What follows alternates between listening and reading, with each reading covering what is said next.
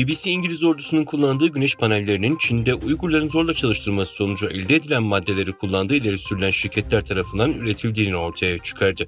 İngiliz ordusu 4 tesisteki güneş paneli üretimine 200 milyon pound kaynak ayırıyor. BBC'nin bilgi edinme özgürlüğü yasası kapsamında bilgi talep ettiği Savunma Bakanlığı orduya güneş paneli sağlayan firmaların GI Solar, Trina ve Coels olduğunu açıkladı.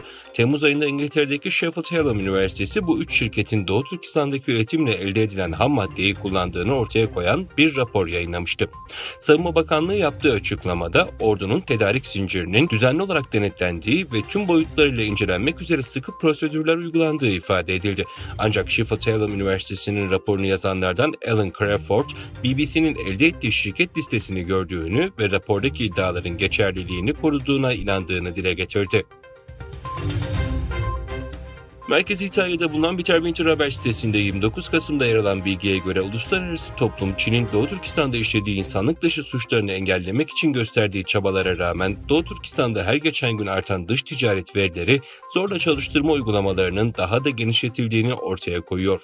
Öyle ki milyonlarca Doğu Türkistanlıların Çin fabrikalarında zorla çalıştırılarak elde edilen ürünlerin Batı pazarlarına ihracatı artarken bu bağlamda zorla çalıştırmayı engellemek için ülkelerin almış olduğu çeşitli yaptırım ve ilgili tedbirlerin etkisiz kaldığı görülüyor.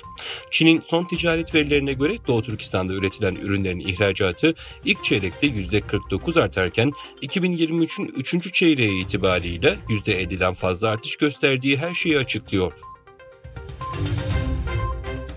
Siber güvenlik uzmanlarına göre Google, Çin kaynaklı Tayvan'a hedef alan siber saldırılarda önemli bir artış tespit etti.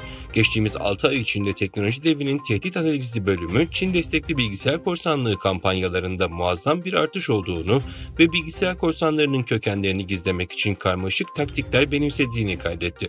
Google'ın kıdemli mühendislik müdürü Kate Morgan, Google'ın yalnızca Çin'de savunma, hükümet ve özel sektörde dahil olmak üzere Tayvan'daki çeşitli sektörleri hedef alan 100'den fazla bilgisayar korsanlığı grubunu izlediğini açıkladı. Çin'in güneyindeki Hainan eyaletinden bir kargo uçağının ABD'nin Dallas şehrine gitmek üzere Cuma günü havalanmasıyla yeni bir kargo rotası başlamış oldu.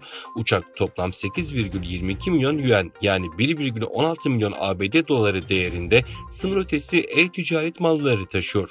Haikao gümrüğü bunun eyaletten ABD'ye giden ilk kargo hava rotası olduğunu bildirdi. ABD, İsrail'in saldırılarının sürdüğü Gazze'nin geleceği için burada yönetimin kimde olacağı konusunda karışık sinyaller verdi.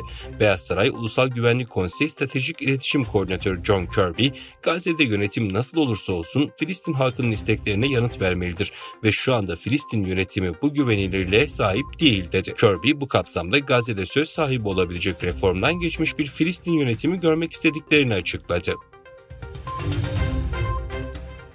China Eastern Hava Yolları'na ait A330-300 tipi uçak motor arızası nedeniyle acil iniş gerçekleştirdi. The Aviation Herald isimli havacılık haberleri sitesinde yer alan açıklamada Şangay'dan havalanan uçağın motorunun kalkıştan yaklaşık 1 saat sonra arızalandığı bildirildi. Motor arızasının uçağın 34.100 fitte Hong Kong'a uçuşu sırasında meydana geldiği ve kabinde şiddetli titreşime yol açtığı kaydedilen açıklamada uçağın sorunsuz iniş yaptığı, yolcu ve mürettebatın güvenli bir şekilde uçaktan tahliye edildiği belirtildi.